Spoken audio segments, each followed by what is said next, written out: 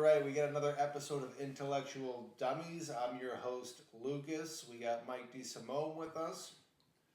Today we're going to be talking about the Karen Reed trial. Now, if you're from Massachusetts, you absolutely know what's going on. I hope so. This is pretty nuts stuff. And this is our third time doing this episode because every time we've done this episode, more crazier shit has happened. So we're like, all right, we got to scrap the last episode and do another episode. Right. So I'll be putting this up today. But it seems like, and I'll say this for the third time, and just pretend like I haven't been saying it. Very good, yeah. Is there something in the water in Massachusetts? Yeah. Yeah, very good, yeah. Yeah, I mean, that guy that murdered his wife in Marshfield, they found her body in like a troop dumpster. Mm-hmm. And the woman in Pembroke or Duxbury. Cohasset. Was it Cohasset that drowned her kids and then threw herself out of the window? Well, she threw her kids out the window and then herself out the window. Oh, man. Yeah. Shit. Yeah.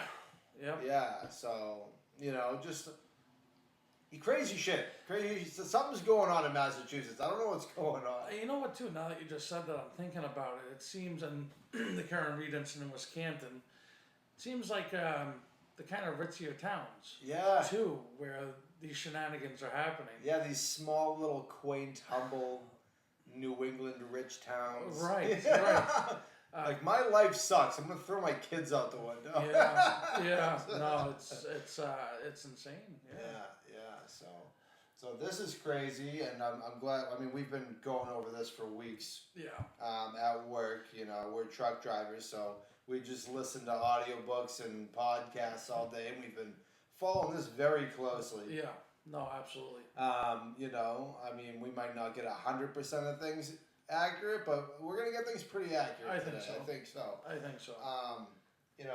One thing that I think about before we get into it is I wonder if this is gonna end up turning into one of those like making a murder things where it's like everyone's covering it, everyone's protesting, everyone's blah blah blah, and then turns out Karen Reed drove up the street and fucking smoked him. It was just a bunch of misinformation that we're eating up, because that happened with Making a Murder with the Averys. Right. I remember on my first podcast doing that and going over the Averys and stuff like that. And we're like, we should fly out to Michigan and protest. I'll go out there right now. Right. And then Candace Owens comes out with the documentary refuting the other documentary. Right. And I was like, holy shit, I've been fucking lied to. Yeah. But hopefully that's not the case. I don't think it is. Well, I mean, even if it was the case, let's just pretend, which she didn't, but let's just pretend she absolutely ran this guy over. There's so much circumstantial, reasonable doubt, that just on reasonable doubt alone, with what's been presented in the trial for the last 3 weeks, there is no jury in the world that I think could convict her just on that alone. Yeah. So, I mean, even if she did smoke him, the prosecution has done such a terrible job of putting this case together that they haven't provided a shred of evidence. Yeah. So. And not to mention, say she is guilty, what seems to have happened is she did a 3-point turn at 80 miles an hour, hit John O'Keefe into a pack of dogs. Yeah. While he was holding the cocktail glass. Yeah. And some of these dogs had boxing gloves on and fucked his face up and stuff. Right. And then when everyone left the house, it was the McCabe's house, correct? It was the Albert's house. Oh, the Albert's house. Yeah, okay, Brian I might Albert. get a couple names wrong. but I know you know the shit. It's wicked confusing. Yeah. And then after she ran him into a pack of dogs, everybody at the Albert's house that left the house just so happened to put on fucking black visors over their head and didn't realize that there was a dead body ravaged by a pack of dogs in there. So it's just like, if she did do it, that's the craziest fucking story in the entire world. Ever. You know? Either way you look at it, this is the most absurd story. Yeah. It really is. Yeah. I mean, it's gained worldwide attention. Yeah. And it's really, to be perfectly honest, it's embarrassing.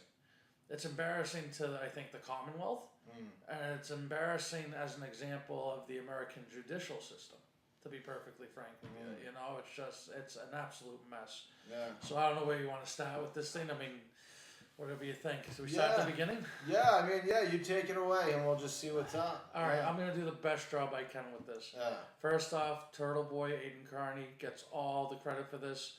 And now there have been a ton of YouTube lawyers that have since gotten on this thing that are they're all disgusted. They all want to puke when you watch their reactions to this trial. I've watched a few myself. They just want to vomit all over the place, and I don't blame them. Going through the motions, that YouTube channel, Sean of the Golf, as he's called, he's the retired ATF agent. Is that the one you sent me? Oh my God, that guy's amazing. Yeah, that was also like really funny. Yeah, no, that guy's hilarious. Yeah. But okay, so basic facts here, okay? January 28th to the 29th of 2022. So the early morning of January 29th. Midnight is the time frame we're talking about here, right after midnight. Yeah. The prosecution claims that John O'Keefe got out of Karen Reed's car. She was dropping him off at Brian Albert's home for a party, okay? They then claim, the prosecution, that she backed up at approximately 24 miles an hour is what their numbers are. Yeah. She backed up at 24 miles an hour for 62 feet, crashed into him, causing damage to her right passenger taillight, and causing enough injuries for John to die. That's how the story goes. That's what the prosecution, that's their contention. Of course, as you've already mentioned, there was a party inside the house, several people, and when they all left the house by about 1:45 a.m., none of them saw Mr. O'Keefe. Actually, let's be very clear about this. Officer John O'Keefe. Yeah. Actually, let's be even clearer. Boston police officer John O'Keefe. Yeah. On this front lawn, dying in the cold and the snow. And a big dude too. 6'2", 220. Yeah. That's big dude. Yeah. I'm 6'1". We'll leave the weight out of it. Yeah. But I think if I was on your front lawn, you would see me. Yeah. 12 feet into the lawn too, right? Something like that. Well, they don't have a very. So that's been the most I think confusing thing for people, because you see pictures of the house in the front lawn, you think it's this big space. It's not. It's actually a really small kind of front lawn. Yeah. It's a lot smaller than people think. Yeah. So to walk out the front door and not see this guy is impossible. Yeah. It's literally impossible. There's no way. So now getting into the nut and bolts of the defense here, which is the third party conspiracy, right? Yeah. The defense claims that John O'Keefe did in fact make it into that home. Karen left to go home herself. Actually, she went to John O'Keefe's house to go to sleep. Yeah. Left him there. He goes into the house and gets murdered inside the house. Yeah. Now the defense has been careful not to say who they think is responsible, but we don't have to be as careful. The theory really is that Brian Albert, who is also a Boston police officer, and his nephew, Colin Albert, were the ones responsible for beating him to death, essentially. Brian Higgins, another person at the party who is an ATF agent, the way the theories, because there's just so much theory to this, but the main theory is they think that he was trying to pull the German Shepherd off of John, hence those marks on his right arm. Yeah. I have to presume that most of the people listening to this have seen something about this trial by now, because I feel like we could talk for 3 hours about from the beginning to now. But I mean, I think what's interesting is just how it's gone in trial. Okay, the prosecution has spent over a month without bringing on the lead investigator, who was Trooper Michael Proctor, a complete scumbag. We'll get into him. Yeah. I mean, all right. Actually, let's talk about that for a second. So the Canton police are called to the scene. John O'Keefe is found at 5 in the morning, roughly 5 in the morning, right? The Canton police come. John O'Keefe is taken away by ambulance. And the Canton police begin a preliminary investigation, right? They don't tape off the crime scene. I mean, again, this is a dead Boston police officer. Yeah.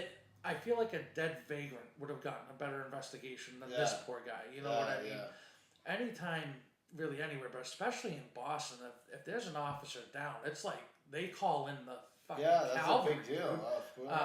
You know, so the Canton police don't cordon off the crime scene. They take leaf blowers to blow around snow to look for evidence. Okay, I mean, how fun!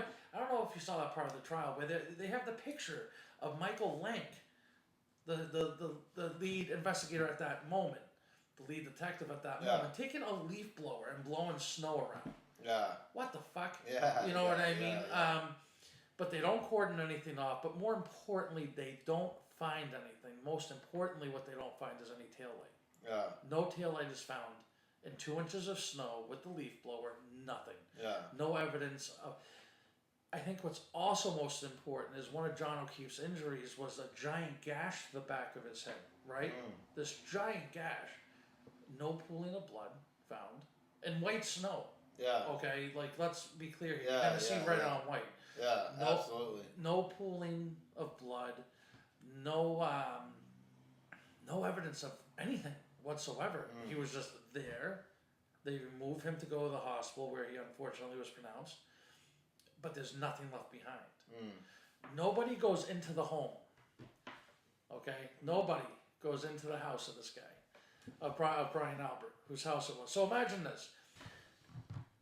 So John O'Keefe is found dead on a front lawn. Okay, anybody, it doesn't matter, forget any of this, just think about this fact. There's a dead body on a front lawn. Where are the cops going to go? Where would you go if you were a police officer and you find this dead body? Would you think maybe, where would you go? Where would be your first thought? I mean, I'd knock on the door. Knock on the door? Wow, what a great great idea, right?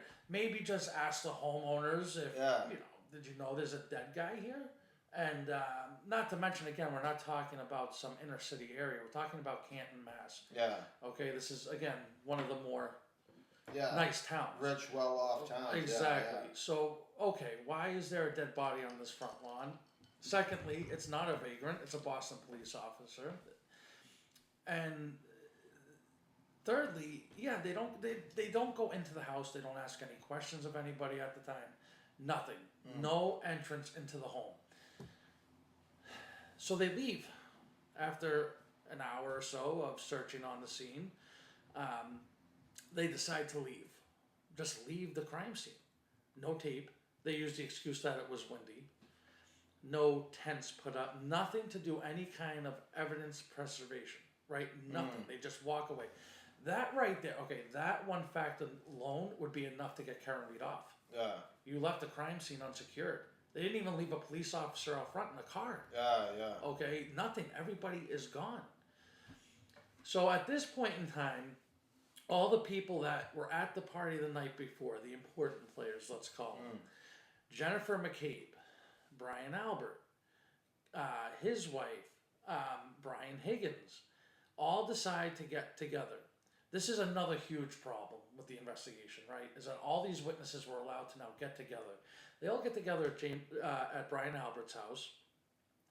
And about 9 a.m., Jen McCabe makes a call to Michael Lank, the police officer. This is the first time, okay, now keep in mind you have a lot of police, firefighters there at the scene. This is the first time that it is mentioned that apparently Karen Reed said, I think I hit him. Did I hit him? Maybe I hit him. Yeah. This is the first time this is mentioned. Yeah. At 9 a.m. Kind of an important thing you think you would tell the police on scene. Yeah. Because something that I didn't mention was when Karen Reed wakes up at about 4:30 in the morning to her boyfriend John O'Keefe not being home. This wasn't like John. He had 2 adopted children. He adopted his niece and his nephew. Yeah. Because their parents had died.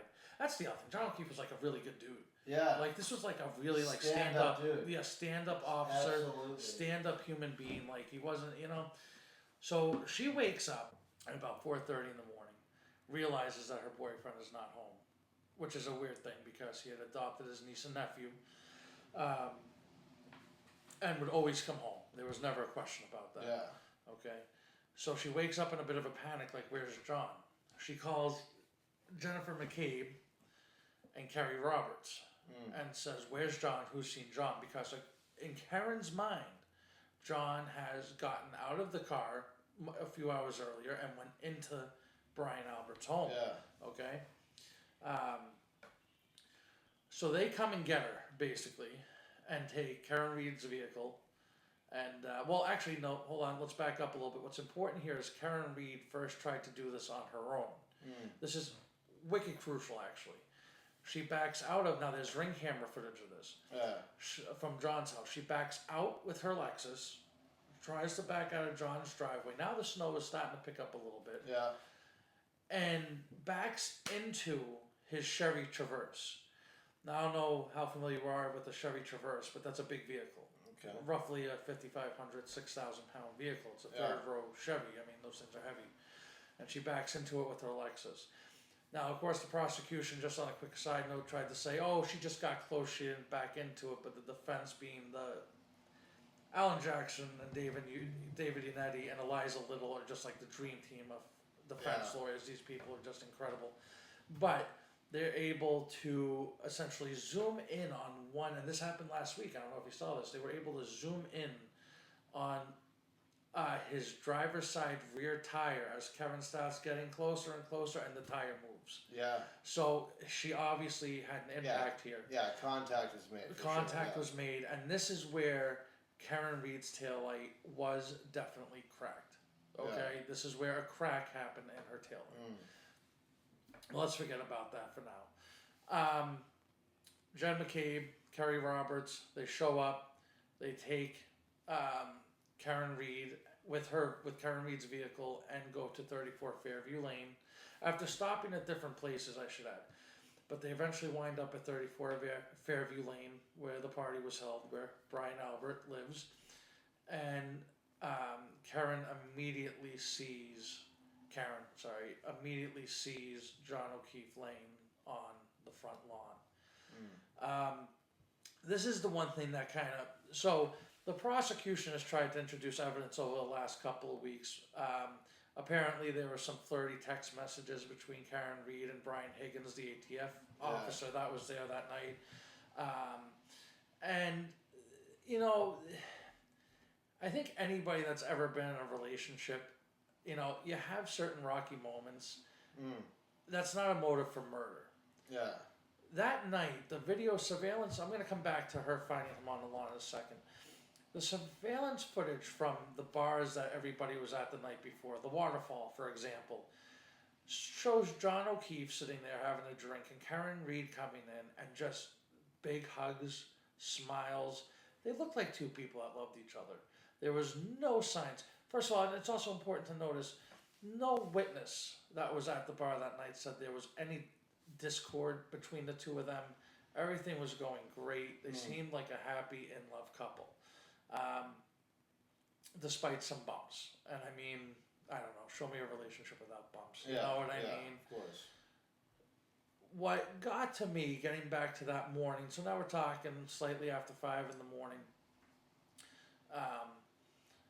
was Jen McCabe makes the phone call to 911. She also made 2 other phone calls, by the way. Cellbrite. Cellbrite is the cellular company that is used as the gold standard by both federal and state level prosecutors as cell phone data. Okay? Basically, whatever this company says happened on a cell phone, it happened. Yeah. There's no 2 ways about it. Yeah. I mean, shit. Everything's stored on a big server somewhere. Exactly. And for the record, I live right next to one. Right. You know. Exactly. So, yeah. Exactly. I got giant buildings filled with that shit. Exactly right. Go on. Yeah. So the Cellbrite data shows that Jen McCabe called her sister and Brian Albert's wife twice immediately after calling the police. She denies these phone calls, says her sister never picked up, it never happened. We'll get into that in a second. But what's recorded is the 911 phone call, obviously. And Jen McCabe is as calm as you and me are talking right now. Now, keep in mind, John O'Keefe is supposed to be her friend. Yeah. In fact, John O'Keefe introduced Jen McCabe and Karen Reed because they share something. They both have MS. Yeah. So he thought, that they would get along for that reason. So this is supposed to be Jen McCabe's friend too. Yeah. But she's talking as calmly to 911 as you and me are. Refers to him as the guy. There's a guy on the lawn, not Boston police officer and my friend John O'Keefe. Yeah, yeah. But there's a guy laying on a front lawn. But it's not what she says to 911. It's what you hear in the background. And it's really, I mean, look, let's be honest, it's fucking heartbreaking. It's Karen Reed screaming, John, wake up, John, John, wake up. She's attempting to do CPR on him because he's not moving, he's unresponsive. And like the sound in her voice, like, it's like a horror movie. You know, this woman is obviously having her heart broken right there in that moment. Yeah. And there's no question about it. There's just no question. So let's go on from that. So anyway, John goes to the hospital. Karen calls her father, who has the police take Karen to the hospital as well because they were afraid she was suicidal. Yeah. Because I'm sure she was. You know, and which, by the way, she gets out a few hours later. So back to the investigation. The Canton police leave the crime scene. Well, the scene, let's call it. They leave it completely unsecured. And then, like I said, Jen McCabe made that phone call at 9 o'clock to Michael Lang saying, hey, come back. She doesn't even say so. She says, hey, come back here. There's something I forgot to tell you. And the thing that she forgot to say was, oh, yeah, Karen was saying, I think I hit him. I must have hit him. Did I hit him? Okay. Again, important information that was left out at the time of the incident, I would say. The Kevin Albert is also a police officer with the Canton Police Department, and because this happened on his brother's front lawn, the Canton police said we have to recuse ourselves from having anything to do with this case. So at this point, they call in the Massachusetts State Police. Yeah. And a fine officer by the name of Michael Proctor, who...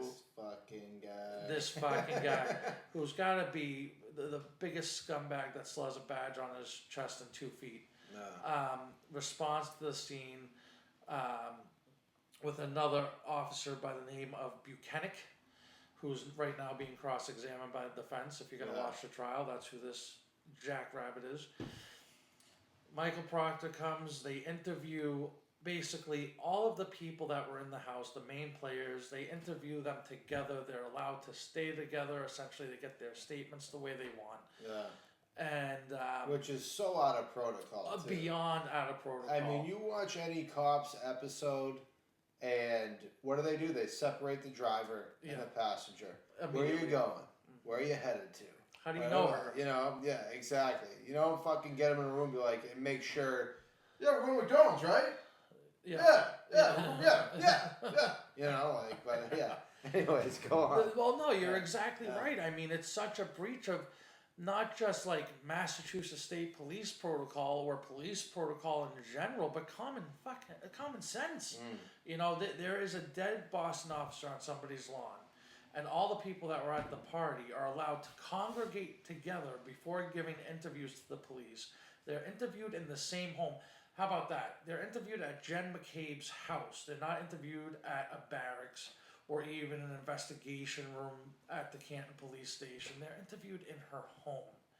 Okay, that's another big... You would normally you need to come down to the station. We have some questions for you. None of that happens. They're all interviewed together, and they all essentially give the statement, well, especially Jen McCabe gives the statement that, you know, Karen was screaming that she thought she hit him. Did I hit him? I must have hit him. So now that gives the state police, apparently without even talking to Karen or doing any sort of further investigation. By the way, they also didn't, this is huge, they get the phone call slightly after John O'Keefe is pronounced dead. So it's a couple hours later, it's around 7:30, in the morning. They get the phone call to go that somebody has died and that they're that it's been assigned to them. They don't go to 34 Fairview Lane. They do not go to the crime scene. Do you have? That's insane. Mental. Yeah. They go right to Jen McCabe's house to start these interviews. They don't go to the crime That's scene. crazy. In fact, they don't go to the crime scene for hours. Hours. Yeah. Before they show up at this unsecured crime scene. Okay? Yeah, of a dead Boston police officer. Yeah. Correct.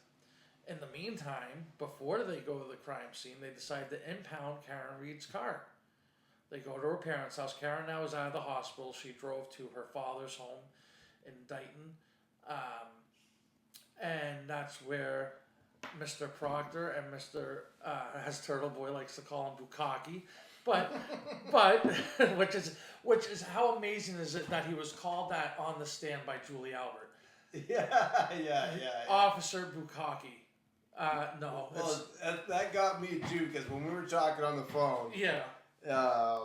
You were saying, yeah, Officer Bukkake. I was like, I knew you were being funny. And then when you sent me that video, Right. they were calling him Bukkake, I go, is this fucking guy's name Bukkake? Right, yeah. This dude must have had a hard time in school, Yeah. that's why he's a fucking cop. Yeah. No shit. It's Officer Bukkake to you, buddy! Yeah, that's right. No, it's amazing. It's absolutely amazing. But no, his real name is Buchanan. It was Turtle Boy that started that, and it made it all the way into the court records. But anyway,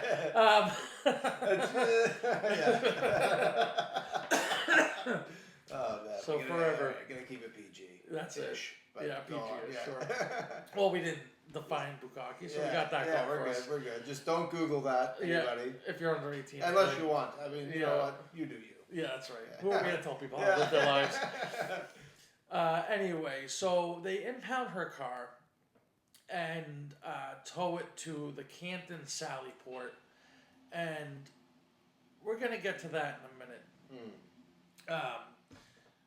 What's something to make a note of here is after some time has gone by, a couple of weeks, Michael Proctor starts texting some stuff to his buddies. Some interesting things. The first one being that he wished Karen Reed would kill herself. Now, I've thought about this a little bit. I've listened to some people that are familiar with the case to kind of talk about a theory on just this part of it. It seems like they really thought Karen was just going to plead out to a manslaughter and call it a day. Yeah, because she was drunk.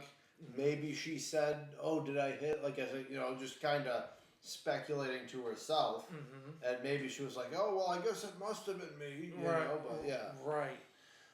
I think they didn't expect her to fight. I think they did not expect her to fight. She immediately got a lawyer, Kevin, Yannetti, up in Boston, who was just like has been a Boston hotshot lawyer for years. But what got interesting is on February 3rd, a few days after this, a gentleman walked into Kevin Yannetti's office and told him point blank, "Your client is innocent. John O'Keefe was killed in that home and dragged outside and left there." Apparently, Kevin Yannetti took this pretty seriously, as he should. Yeah. And then there was also underneath the investigation that wasn't an FBI investigation. In other words, underneath this state police investigation that was not a real investigation. Again, we'll get into that in a minute. Pretty much immediately, an FBI investigation started that nobody knew about. Nobody knew. Now, from what I understand, the FBI was investigating the murder. They were trying to figure out who... I mean, this is a Boston cop. Yeah. So they were trying to figure out who killed John O'Keefe.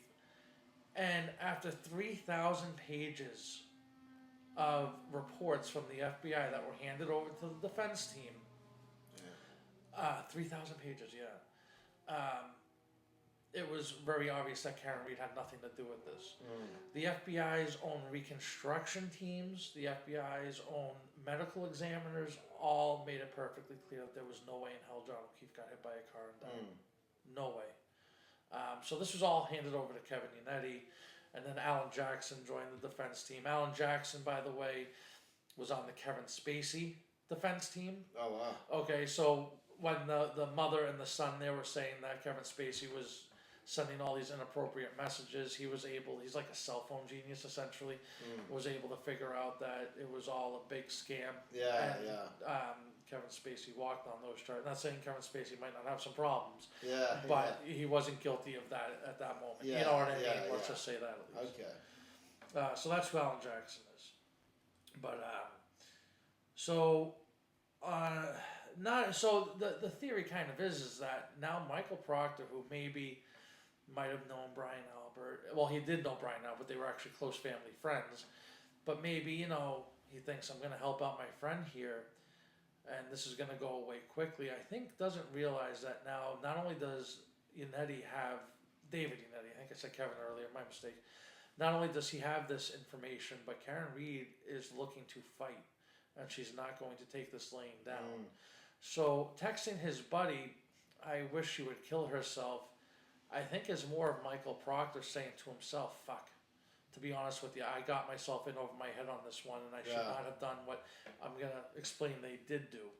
Also, he bragged about how he was looking through her phone illegally. He illegally confiscated her phone without a warrant, which is a violation of her Fourth Amendment rights, because now by this time, not only does she have private communications with whoever the hell she wants, but she has legal communications with her lawyer that he's looking through. That's a Fourth Amendment violation. That would be one of the many things that Karen Reed sues for when she owns the town of Canton. Oh, yeah. But he brags about looking for nudes and not being able to find any. Yeah. And being disappointed about not being able to find her nude pictures. Yeah, that's fucked up, dude. That's not really the kind of conduct that elite investigator on a murder trial, on a murder case, would be displaying. Oh. Any police officer. Exactly. It's absolutely disgusting. Yeah. So, that's kind of goes to Michael Proctor's character and who he is as a person, which is just a complete scumbag.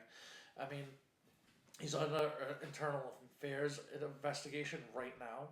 Right now, he's being investigated by IA for his conduct in this case, and I have very minimal doubt that after this trial is over, he will be looking at federal prison, because I am quite positive the FBI is all over this guy like white on rice. It's just. So anyway, hours and hours. Now let's get back to the crime scene. Hours and hours have gone by, and the state police decide, well, maybe now would be a good time to go take a little look-see. Now keep in mind, this whole thing had started in a snowstorm. When the Canton police arrived early in the morning at around 5:30 in the morning, there was a couple inches of snow, but it was still a very manageable scene.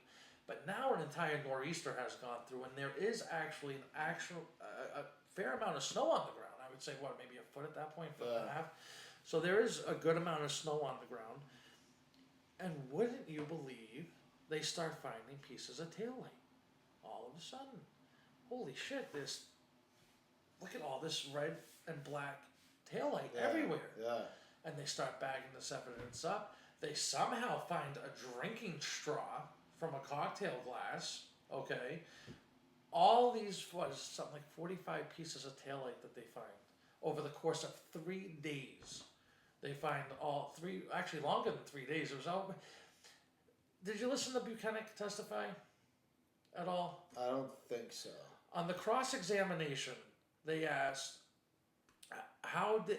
because the Canton police chief had driven by and supposedly saw this taillight evidence on the ground in front of 34 Fairview that draws the state police response. And losing my train of thought here. Hold on, give me a second. So the question was asked, didn't you find it strange that, first off, that a recused police chief is finding this evidence and calling you that he was driving by? And then secondly, Why didn't you cordon this off, you know what I mean, and do an actual grid search, you know, which would be normal practice. But what Buchanan actually says on the stand is that as the snow was melting, he told other officers, and he would purposely drive by himself on 34 Fairview, because apparently he lived in the area, to let evidence reveal itself. Let me repeat that. He said this on the stand, word for word. Wow. We are waiting to see as evidence reveals itself. Evidence doesn't reveal itself. You find evidence. Yeah, it's like, wait a minute, didn't you have a fucking leaf blower? Come on now. Well, that was Canton, right? Yeah. And Canton, again, doesn't find any. Every single officer for Canton that testified said we never saw anything. But now, all of a sudden, evidence is revealing itself. Yeah. You know what I mean? That's not how it works. Yeah. That's not how any of this works. Yeah. So, all told, over the course of this time, they find all these pieces of taillight. Now, just the taillight alone, to get into that a little bit, it's a Lexus, brand new Lexus, I forget the model, but it's polycarbonate material, which means it doesn't shatter. It does not shatter that way. So the theory now is that she backed into him, hit a human body, which, you know, we're mostly made up of water and goo, is pretty soft. Yeah. So she, even at 24 miles an hour, she hits John O'Keefe and shatters polycarbonate that the Canton police don't find, but the state police find hours and days later. Yeah. Okay? So that's the wrap up right there. All right? They charge her. She's indicted.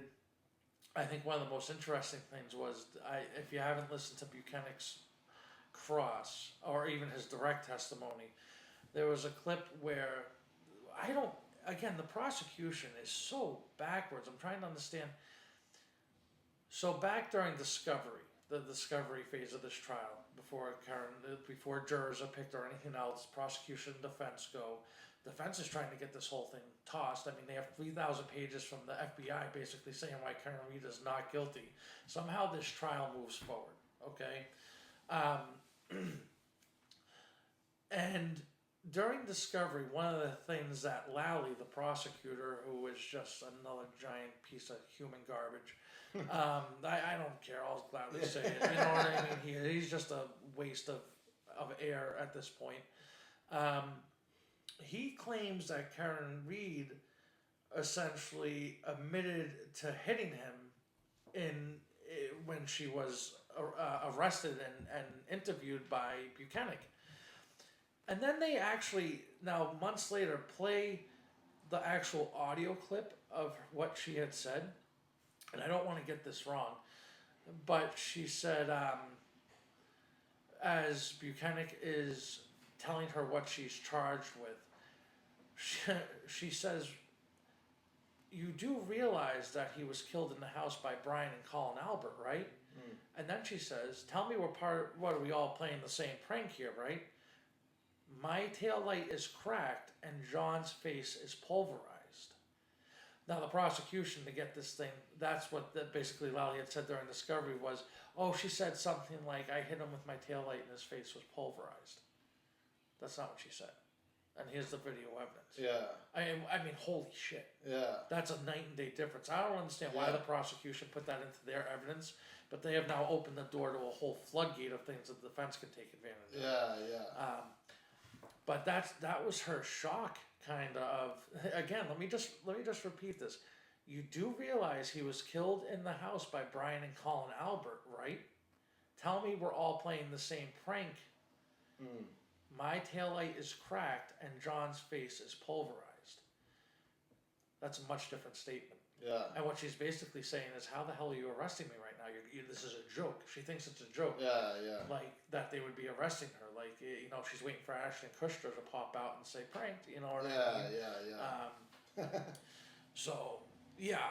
So, again, now getting more into the up-to-date stuff. The trial's been going on for just under a month. The prosecution has called witnesses that have spent more time defending their actions than proving Karen Reed wrong. That's the interesting part about this Yeah. whole thing is, like, it doesn't seem like Karen Reed's on trial at all. No. It looks like they're just trying to find the guy. Yeah. You know, Yeah. it's exactly what it looks like every single day. Exactly. That's exactly what it looks like. Exactly right. Well, that's the interesting point about what I just said about Karen's actual statement to the Buchanan when she was arrested. The defense is trying a third-party culpability in this case. Now, again, they already have enough reasonable doubt to fill your entire house. I mean, there's no way this woman's going to jail.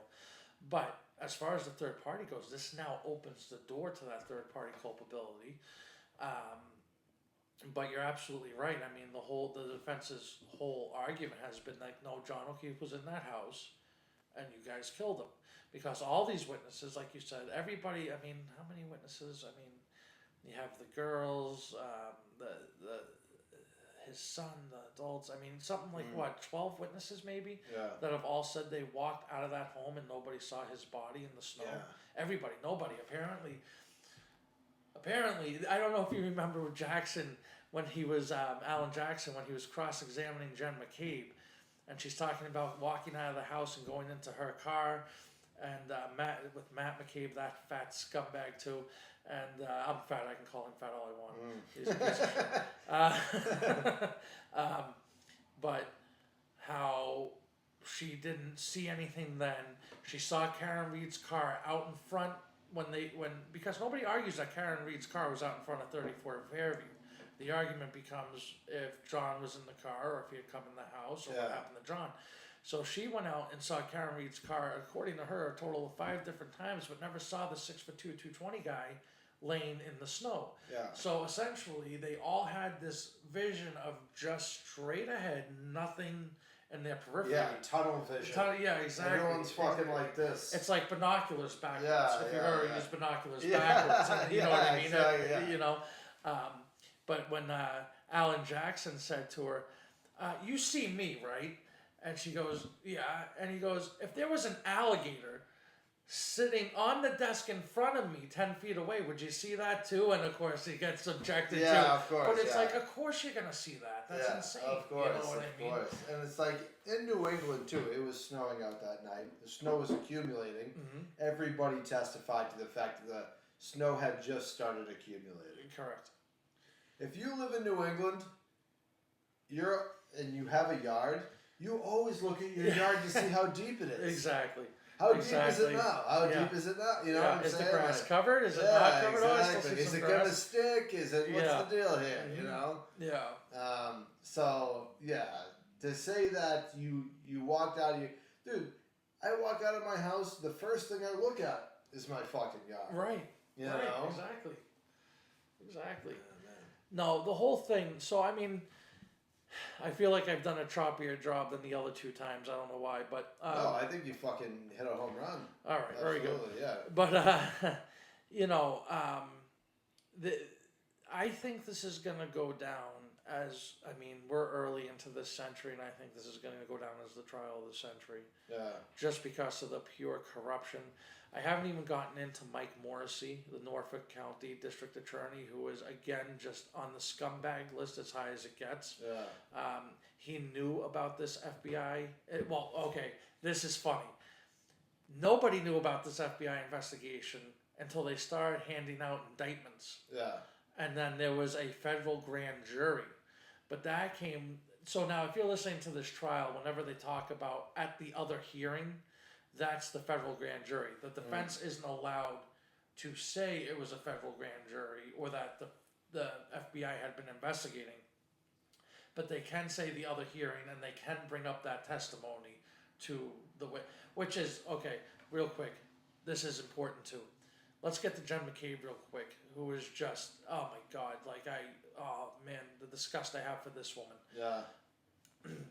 During the state grand jury, the federal grand jury, and any of her witness testimony given to police, she always said the same kind of phrasing. Karen said, "I must have hit him. Did I hit him? Maybe I hit him," or some variation to that. It was not until this trial that she gets onto the stand, and Karen is fighting for her life, that she says, "No, Karen said I hit him."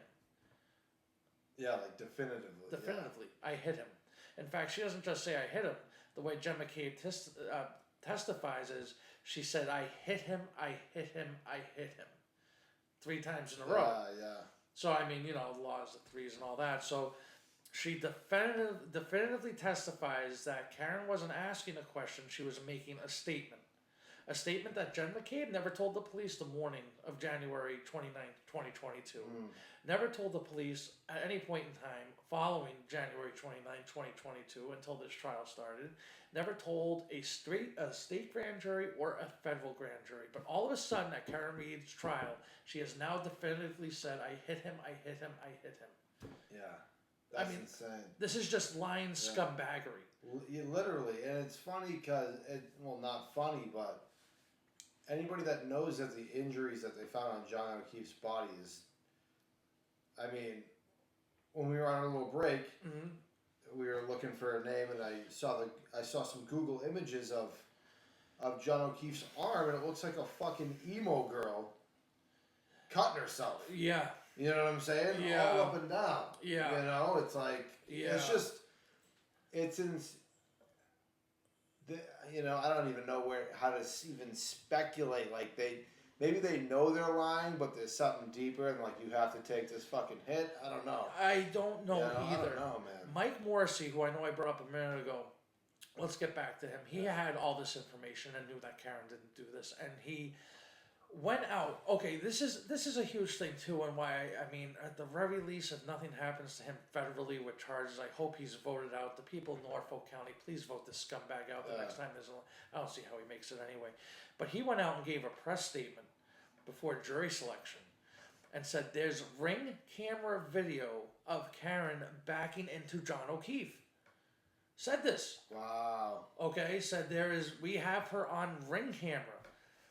Now, living across the street is the Canton, oh God, who lived across the street? Was it the fire chief? No, it wasn't the fire chief. It was a police officer there. But he had a ring camera, which would have very clearly shown if this had happened. The neighbors, left, right, everybody has ring cameras. Again, Canton, people looking out for their shit, okay? There's no ring camera footage whatsoever. So it was a lie.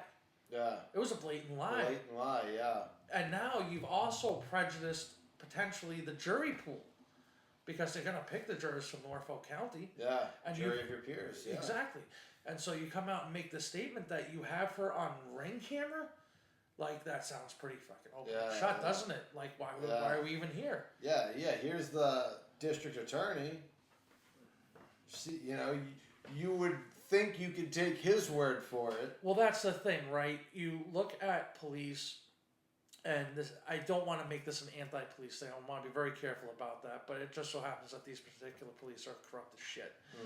But you take we've talked about this before, the Mass State Police in general, and, not trying to make enemies here, but the Mass State Police in general have a real history of corruption. Yeah. That goes back forever. I mean, Whitey Bulger and all that, and this isn't like some new thing, what I mean?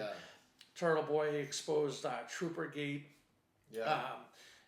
All this stuff. I mean, the overtime scandal that just came out less than a year ago. Yeah. I mean, it has some. I'm not talking about all state police officers. Let's be clear. Yeah. But the organization has had a history of corruption. Oh, of course. Okay, so I mean, let's not pretend it hasn't. But yeah, you look at the police. You look at somebody like a district attorney, or even a prosecuting lawyer, an assistant district attorney, and these are supposed to be the good guys, right? So even if they're wrong, you're supposed to at least think they're coming at it from a place of being correct. Yeah. Okay. Of not being correct, Unbiased. with the right unbiased, Yeah. with the right intentions, and they're just trying to get to the truth, right? And then you kind of think of the defense sometimes as like the slimy guys, you know what I mean, or whatever. And it's been the complete opposite in this case. And that brings me to my next point. Can we please talk about the Sallyport video? Because you've heard about this now. Yeah, so this is the latest detail. Yeah. And there's just there's so much shit, so much detail that you're like, that was fucked up. But this is the latest, probably fucking very well might end the trial. Well, but anyway, you take it away. Well, no, not even. I mean, if this was under normal circumstances, I don't see how it wouldn't end the trial. So evidence is shown of Karen Reed's car coming off the tow truck at the Canton Police Department into their Sallyport. Okay, Sallyport is just a garage where they process vehicles that are coming in that have been impounded. Yeah. So you see the video, you see her car come in, you don't think anything of it. You think as the car's coming in that you're looking at the passenger side of the car, right? Because that's what it totally looks like. Oh, okay, there's the passenger side. And you see a taillight there, and it almost looks like that taillight's kind of messed up and missing pieces even, because you see this white little mark there. And it's being presented by Lally as a true and accurate depiction. He asked Buchanan, is this a true and accurate depiction of the Sallyport? Yes. Yeah, this is all true and accurate, no problem. Until the defense gets on the next day. And what do they show? The garage door comes down, the number 4 is flipped. What else? The word police on the classic police car they have, on the trunk, not the front, because you know in the front, but no, this is on the trunk of the police car, the word police is flipped. Oh, what do we have? A mirrored and inverted image of what was actually going on. And then you also, not to mention, have timestamps missing all over the place. Yeah. Time jumping, and didn't they edit the video Well, too? that's the thing, is like all of a sudden people appear, people disappear, coming out of nowhere.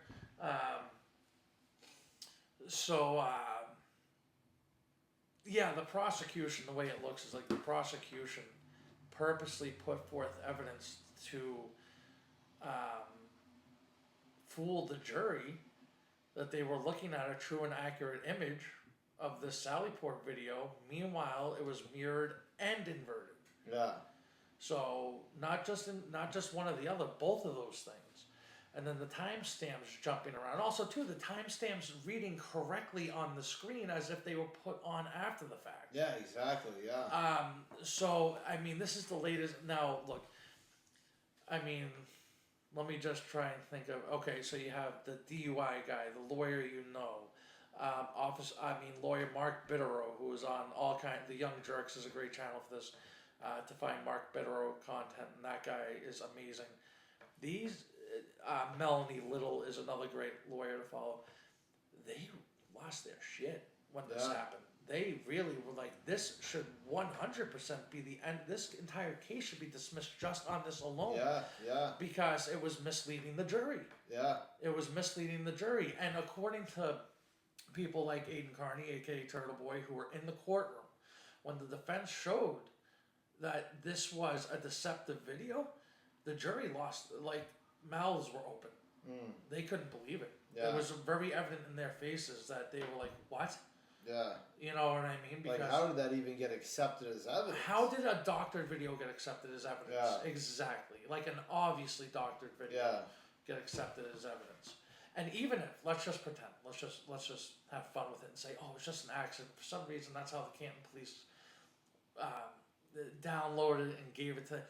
The fact that it was never mentioned, like Lally should have said, okay, so this is obviously a backwards image or whatever. He never mentions it, tries to sweep it under the rug. And okay, let's pretend Lally somehow didn't notice the backwards 4 and all the other backwards stuff and the people appearing and disappearing and timestamps jumping all over the place. Buchanan then testifies that this is a true and accurate. So at the very least, Buchanan's lying. Yeah. Who is Michael Proctor's boss, a sergeant in the state police. And at the very worst, the ADA knew and was trying to fool the jury. Yeah. So what the hell is going on here? Something's running deep. That's why I really think this is going to wind up. From what I understand from things I've heard from, again, Turtle Boy and some other people, Karen Reed already has a documentary team that she's signed up with. Turtle Boy, who's also now involved with his own charges with this case that are complete nonsense of witness intimidation, just total bullshit. Yeah, absolutely. That's a whole nother story.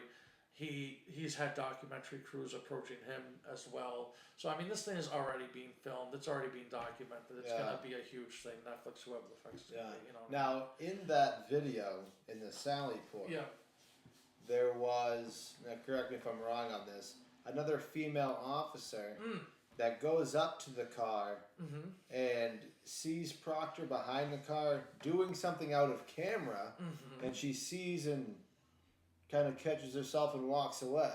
Yeah, she does a 180 on her heels almost and walks out of the Sally port. Yeah, I don't have her name off the top of my head, but she's now a Boston police officer and on the witness list for the defense. Yeah, now either she caught Proctor jerking off in the corner, or he was fucking with the taillight. Right. Well, that's the whole thing, and that's what the defense is trying to prove here, right? With the third-party culpability, it's not just the fact that they believe or possibly even know for a fact, but can't say it, that John O'Keefe was murdered in that home by any number of people, including, we didn't even get to Chloe yet, did we, in the house? She disappeared. We gotta talk about that real quick. Yeah, of course. Yeah, there's a couple things. Like I said, there's so much information. It just pops in like something. You know, like, oh, shit, it's hard to,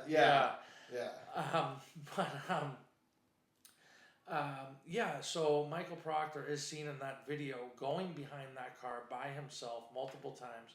By the way, Brian Higgins is in that Sally port for a period of time. Why is Brian Higgins, the ATF agent who destroyed his phone the day... Destroyed his SIM card. And destroyed his SIM card real quick, right? Because the defense had asked for and received at the time, although it was later rescinded, protection order on, or do not destroy order on Brian Albert's phone and Brian Higgins' phone, right? You can't touch it, don't destroy it. Somehow the day before, both of these guys, but September 29th, that order is supposed to go off, 2023. Somehow on September 28th, they both decide to destroy their phones. Brian Higgins does it at an Air Force Base. You're familiar with Otis down on the Cape. Goes to Otis Air Force Base and not only throws out his phone, but destroys the SIM card and throws it into a dumpster. Okay, the day before this order comes out. And it was funny, too, because when Brian Higgins was testifying, and, they're like, well, you did this the day before, which makes you think there was a leak somewhere telling them there's going to be this order, do it now or you're screwed. And he was saying, oh, well, that order was rejected later on. They're like, yeah, but you didn't know that then. You know what I mean? Anyway, so much shit. It's crazy. But getting back to the Sally Port video, there is obviously Michael Proctor is in there. Even Buchanan said he's the guy with the black winter hat. You see him behind the tail light for extended periods of time. You do see that female officer at one point walk in and turn on her heels and get right the hell out of there. And I think there was a reason for that. So, I mean, again, the defense's theory isn't just that, this poor guy was killed inside the home and then dumped on the snow like he was trash, but also that this goes much higher because Proctor was a family friend, right? They were at each other's weddings and the rest of this nonsense years before. So, Proctor gets a hold of the car and helps the narrative, destroys the taillight. Then all of a sudden, the taillight winds up on 34 Fairview Lane, and oh man, Karen definitely did this. The dastardly Karen Reed, as Turtle Boy likes to call her. She really planned this out well.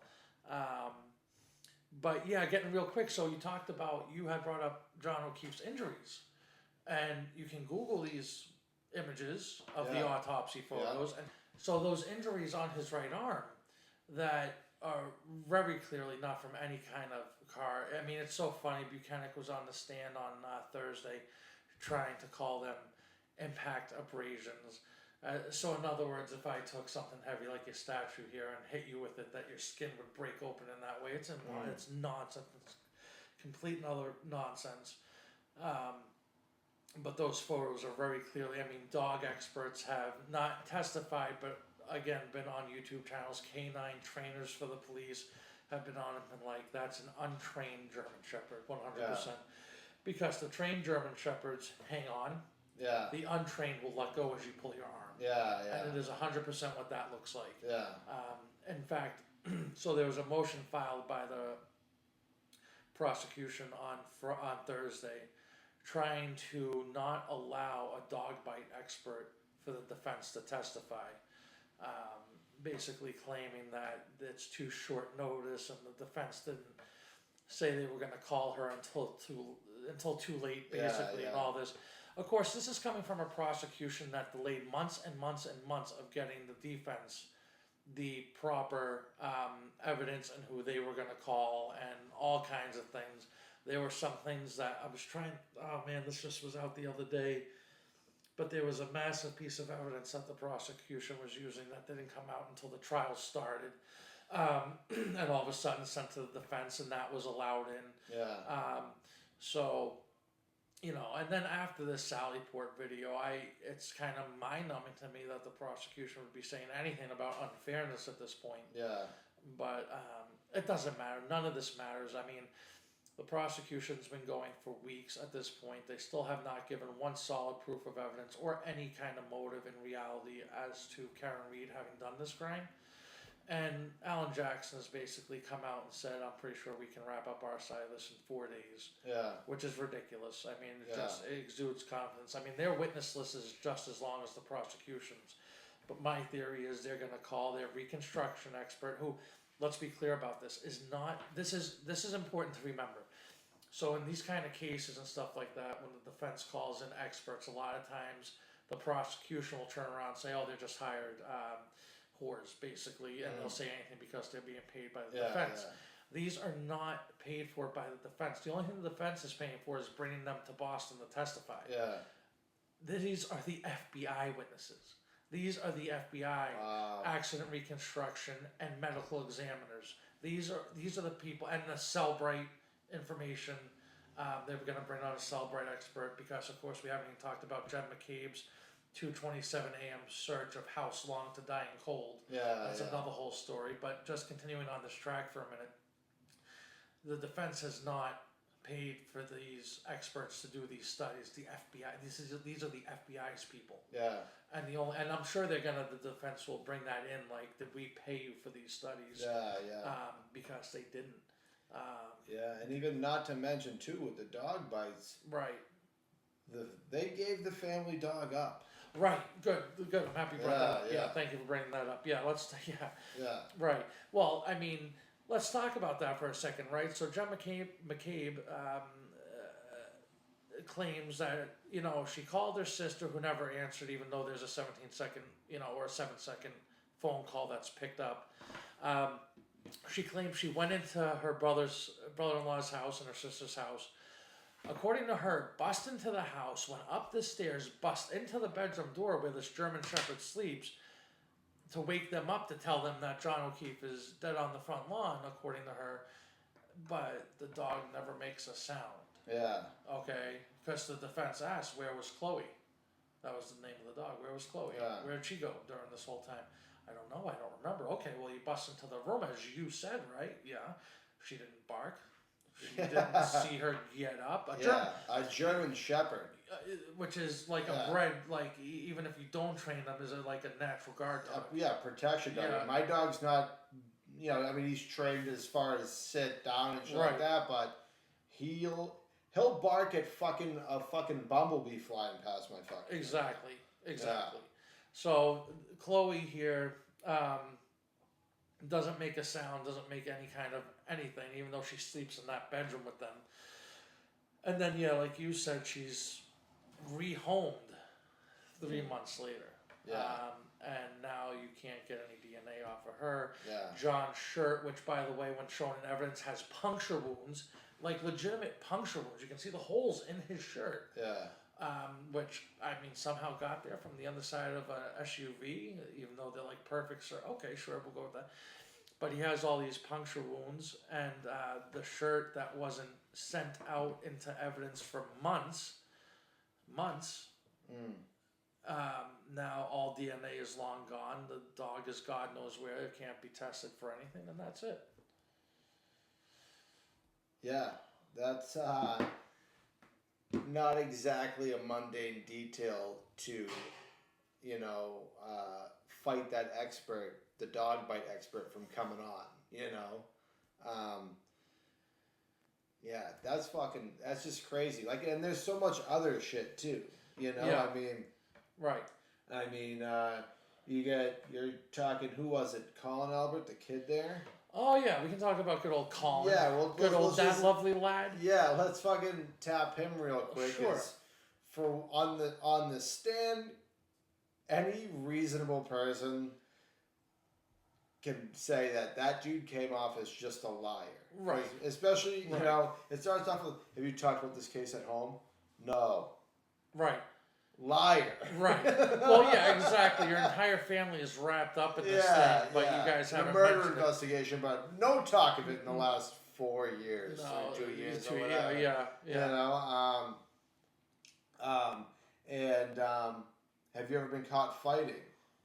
No. And then it played a bunch of videos and be like, yeah, pull up, faggot bitches. Bang, fucking bang. bang. Yeah, You know, it's just like yeah. typical, like, skinny Irish white kid from fucking Canton trying to be gangster. Right. And it's like, the way he was acting, you know that there's no way you have avoided fights. No way you've avoided fights with that fucking attitude. No. And just the cherry on top of all that is right after he testified, there was just a bunch of videos surfacing about him fighting. Again, through Turtle Boy, by the way. So he's going to jail. Yeah. Well, I don't know if he's going to jail, but he's getting fucked somehow, you know. Well, he really should. I mean, it's perjury, right? I mean, perjury is a crime the last time I checked, but he's probably not going to go to jail. Yeah. But yeah, a bunch of videos did. And, you know, Turtle Boy made this point too. Those videos, he is not a good fighter. Yeah. Like, there is no way Colin Albert took down John O'Keefe. Yeah. I think it is impossible. I mean, definitely not. John O'Keefe is a trained Boston cop, but Brian Albert is a trained fighter. Took boxing lessons, and everybody seems to be very afraid of Mr. Brian Albert. Yeah. And there's no doubt that Brian Albert could have potentially taken down John O'Keefe and won that fight, and maybe Colin jumps in a little bit and gets a few shots in. Yeah, because they had a beef, didn't they? Well, yeah, there was a beef there, and then going back to how I mentioned earlier about those text messages they brought into evidence, one of the kind of speculations is that Karen told him, John O'Keefe, about those text messages with Brian Higgins. Yeah. And it was just like, listen, by the way, your buddy Brian, you know what I mean? You know, here's some text messages, and there's a good speculation that he went into the house maybe. And again, this is all speculation because none of us were there. But maybe John O'Keefe walks into the house and says, hey, Higgins, what's up with this? And has a little bit of an attitude on him. Confronts everybody's drunk. And then one thing leads to the next. Yeah, and gets out of hand. Yeah. I don't think I mean, again, this is my own thought and could mean absolute nonsense, but I don't think anybody was planning that night to kill John O'Keefe. I don't think so either. I don't think it was some premeditated thing like, let's kill John. But again, everybody's all fueled up on booze and, you know, whatever else. And John walks in there pissed off. You know, maybe he had a little bit, because Karen didn't want to go into the house and, you know, go and be part of this party. Maybe they have a little bit of an argument in the car. John gets out, goes in there. Now he's hot, and he's hot about Brian Higgins too. One thing leads to the next, who knows? That's pure speculation, there's no doubt. But I mean, it's just a thought. It kind of seems what's reasonable. But what I do know is that the fact that they're even trying to put this woman on trial is a joke. I do know that Karen Reed is going to own a majority of Norfolk County once this thing is over. I mean, she has federal, you know, the Fourth Amendment violation with her cell phone is no small thing. That's a massive, massive, massive lawsuit and easily provable. And never mind the fact that they went ahead and, like, so in other words, let's just say right now the cops came here and arrested you for robbing a store down the street and you didn't do it, and it comes out obviously that you're innocent and you walk away. You can't sue the police just because of that arrest if they did so under the right, what they believe to be the right evidence. Yeah, they have qualified immunity. Exactly. They're trying qualified immunity is the right word. They're trying to solve a crime. Exactly. So you can't turn around and sue them just because it's you accused me of this. Like, you were wearing the black hoodie too, though. Right. Exactly. You know. However, where it's much different for Miss Reed is that these people were lying willfully lying, willfully, potentially planting evidence, that changes the entire game.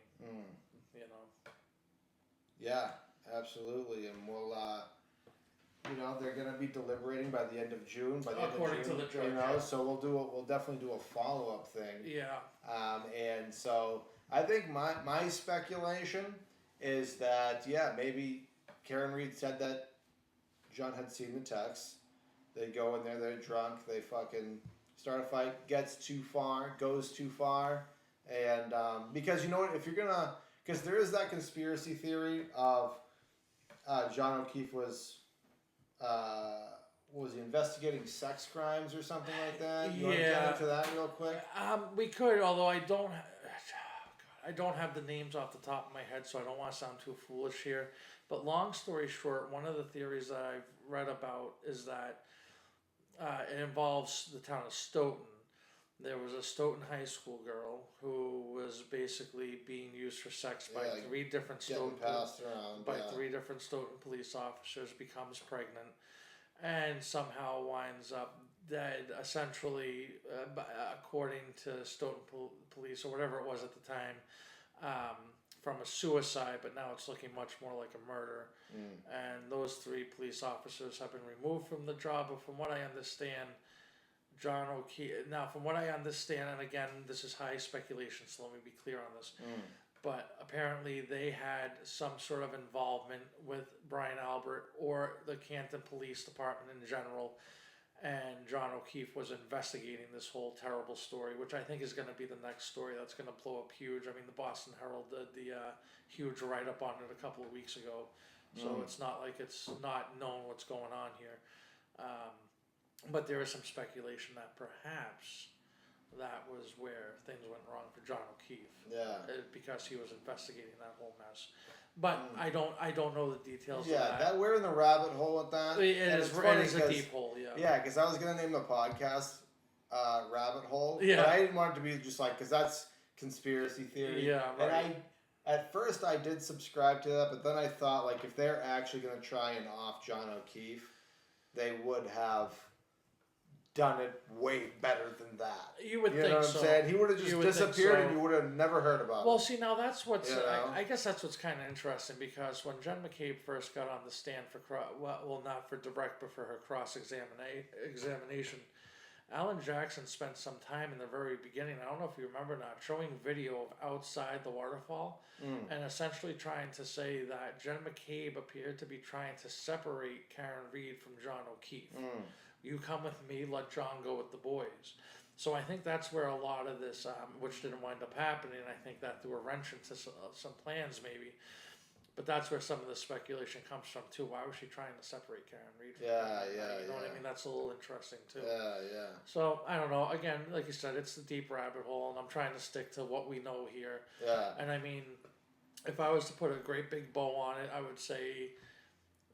Boston police officer wound up dead on the front lawn of another Boston police officer. The woman that they've accused of hit and run on this, the evidence that they have was all evidence found days later. There's an awful lot of interesting things happening in the Canton Police Department, Sallyport, with an officer or state trooper who has texted his friends wishing that Karen Reed would kill herself and upset that he couldn't find her nude photographs. You have a district attorney making claims of ring camera footage that they have of her doing this crime that do not exist and never happened. And then you have a ton of physical evidence on John's body that shows that it really looks like his fists are banged up. There's no broken bones. There's nothing that indicates being struck by a car. You have a polycarbonate taillight that somehow shatters into, dozens of pieces when polycarbonate does not shatter like that, especially with soft human flesh. And you have people like Jen McCabe with Google searches at 2:27 in the morning when John is laying on that front lawn, supposedly, about how long to die in cold. Why the hell is Jen McCabe searching that on Google? And you have at the very least, you have one of the worst police investigations into the murder of another police officer in history. I mean, at the least, you have that. Never mind what the worst could actually be, that this was indeed quite a conspiracy. And, Oh, absolutely. you know, so at the least you have the worst police department with Canton, the dumbest state troopers on the planet, who do not follow any kind of protocol. That's at the least of this, if nothing else. And not the absolute worst of it. Yeah, they're all involved in what is really a truly massive disaster of a cover-up. And I mentioned at the beginning of this case has garnered worldwide attention, but it's absolutely embarrassing. Yeah, you know, we're the United States, right? We're supposed to lead the world in all these different categories, including our justice system, and it's an absolute joke. And this trial is the pinnacle of that joke. Yeah, no, absolutely, absolutely.